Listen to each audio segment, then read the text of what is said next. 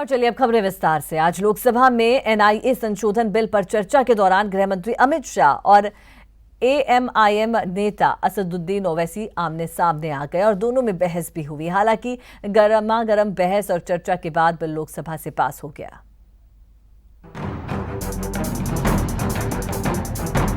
लोकसभा में सोमवार को गृह मंत्री अमित शाह और एआईएमआईएम के अध्यक्ष असदुद्दीन ओवैसी के बीच नोकझोंक देखने को मिली। ये सब तब हुआ जब एनआईए संशोधन बिल पर चर्चा के दौरान बीजेपी सांसद सत्यपाल सिंह बोल रहे थे और सत्यपाल सिंह की बातों पर असदुद्दीन ओवैसी ने आपत्ति जता दी। In Hyderabad, I remember a very specific case when one of the police commissioners, when he started after the Makkah Masjid blast, when they starting and they arrested some of the members, when they found that they are the suspect of a minority community, the chief minister himself called the police commissioner, please don't do this, otherwise you will lose your job. I will request you that what the honorable member is saying, check and corroborate and take a note and table it over here. This conversation coming from police. No. This cannot be taken. Let him do it. Let him challenge you.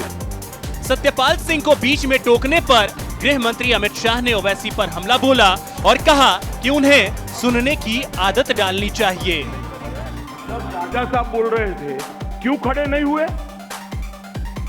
उन्होंने काफी सारी बातें की और rules के हिसाब से नहीं। हम आराम से सुनते रहे। सुनने की भी आदत डाली ओवैसी साहब।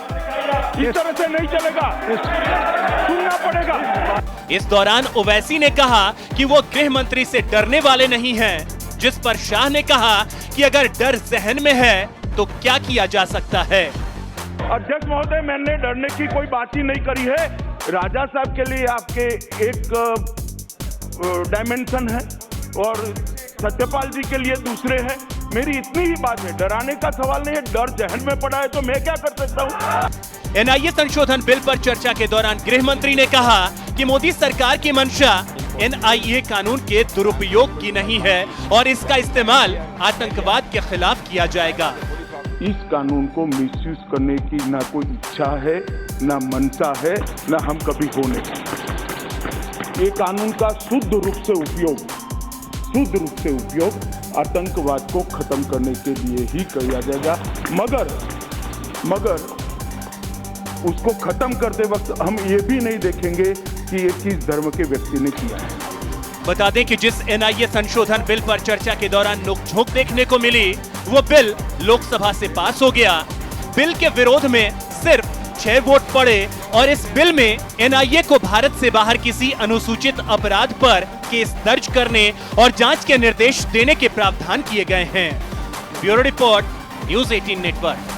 कुमारस्वामी सरकार का क्या होगा? अब इस नाटक का पटाक्षेप गुरुवार को होगा। जी हां, 18 जुलाई यानी गुरुवार को ही कर्नाटका विधानसभा में विश्वास मत पर चर्चा होगी, जबकि मंगलवार को सुप्रीम कोर्ट में बागी विधायकों के इस्तीफे पर फैसला हो सकता है। किसी को विश्वास मत जीतने का भरोसा है। So we are fully confident and will win the trust vote in this assembly. कोई बागियों के लौटने की उम्मीद लगाए बैठा है। So it may look difficulty, but on that day they have to come. तो कोई कुमारस्वामी सरकार गिरने का दावा कर रहा है।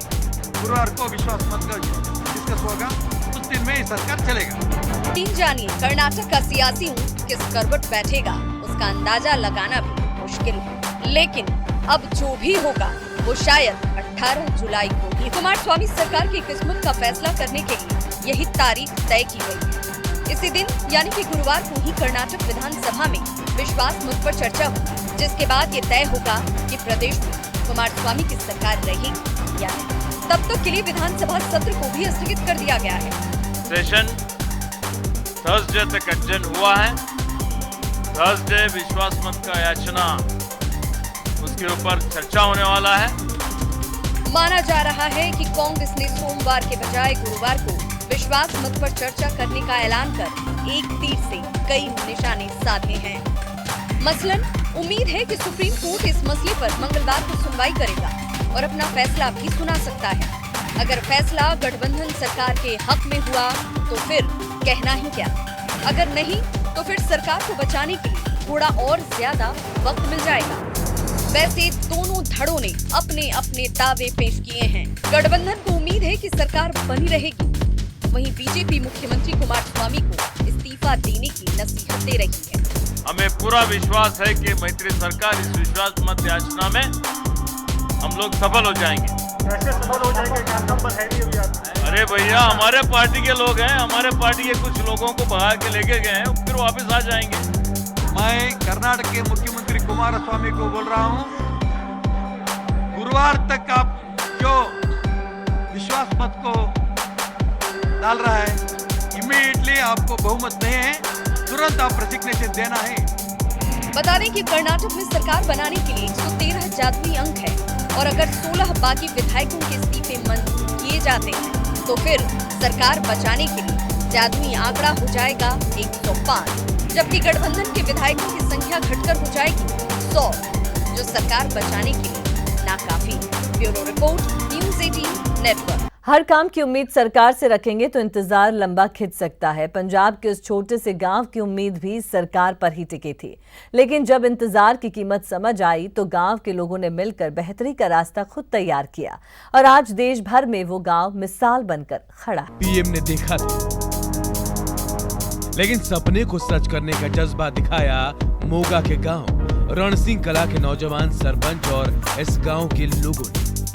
आज स्वच्छ भारत और मिशन पानी का सपना इस गांव में सच हो चुका है। गांव के लोगों ने मिलकर तन मन और धन से अपने गांव की तस्वीर बदल दी है। आज इस गांव में एक बूंद भी पानी बेकार नहीं जाता है। यहाँ घरों में इस्तेमाल हुए पानी को ट्रीट करके दोबारा खेतों के लिए इस्तेमाल किया जाता है।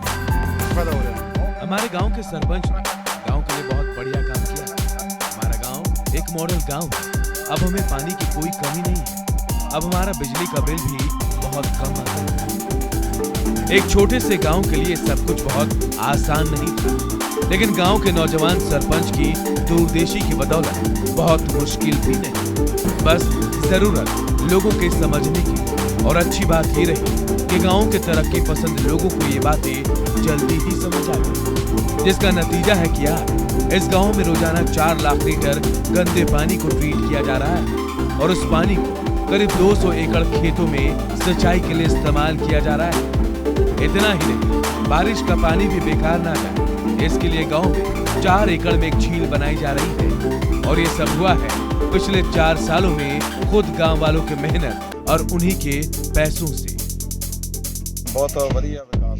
हमारे गांव के सरपंच को देश के प्रधानमंत्री नरेंद्र मोदी की विचारधारा बहुत अच्छी लगी और उसने स्वच्छ भारत मुहिम के तहत पानी की बचत करने का जो उपाय सोचा वो बहुत ही अच्छा है। इस प्रोजेक्ट में करीब 5 करोड़ रुपए लगे, जिनमें से सिर्फ 20% राशि गांव की पंचायत ने सरकारी फंड से खर्च की और बाकी का 80% गाँव वासियों ने खुद अपनी जेब से लगाया है। आज से 5 साल पहले कनाडा से लौटे एक नौजवान ने साल 2014 में पीएम मोदी के मन की बात सुनी थी। पीएम ने उस एपिसोड में स्वच्छ भारत और पानी को बचाने की बातें कही थी और उसी रोज उस नौजवान ने अपने गांव को मिसाल बनाने की ठान ली थी। वही नौजवान इस गांव का सरपंच है, जिसकी जिद एक खूबसूरत आकार ले चुकी है। मैं कनाडा में कुछ समय रहा और वहां देखा कि वहां पर पानी की बचत कैसे की जाती है, और जब मैं वापस भारत आया तो पहली बार मोदी जी के मन की बात साल 2014 में सुनी, जिसमें मोदी जी ने स्वच्छ भारत की बात कही थी और पानी बचाने की अपील की थी। मेरे मन में उसी दिन से आ गया कि एक दिन अपने गांव को मिसाल बना देना है और हमने अपने गांव को मॉडल गांव बना दिया। जाहिर है सपनों को सच करने का जरिया भले इस गांव के नौजवान सरपंच बने, लेकिन यकीन मानिए कामयाबी की इस कहानी का असली हीरो गांव का हर एक वो आदमी है जिसने इस प्रोजेक्ट को पूरा करने में पैसा और पसीना दोनों बहाए। और वहीं आपको बता दें, उदयपुर के पिलाधर गांव में उपद्रव मामला IG Vinita Thakur live conference कर रही हैं। जांच होगी, उसमें अगर प्रतीत होता है कि कोई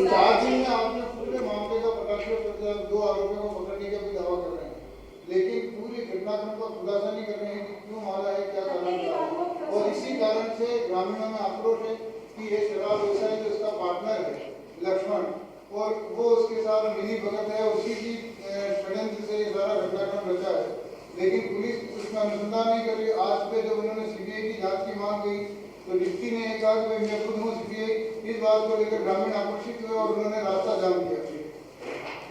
नहीं, आप जो कह रहे हैं ये उनके कहने की बात है। अब ये इन्वेस्टिगेशन में क्या आता है, और इन्वेस्टिगेशन में अभी 12 तारीख को इन्वेस्टिगेशन करके तुरंत 2 लोग पकड़ लिए गए और कार्रवाई शुरू हो गई। तो मुझे लगता है कि कार्रवाई, अगर उनको लगता था कि और कुछ है या कोई और है, तो उसमें समय तो देना इन्वेस्टिगेशन में चाहिए। तो उदयपुर में आज हुए उपद्रव को लेकर यहाँ प्रेस कॉन्फ्रेंस की जा रही थी। इस बुलेटिन में फिलहाल के लिए इतना ही। दीजिए इजाजत। अपने पसंदीदा चैनल न्यूज़ 18 राजस्थान की ताज़ा तरीन खबरों को देखने के लिए आप विजिट कर सकते हैं हमारी वेबसाइट news18rajasthan.com पर।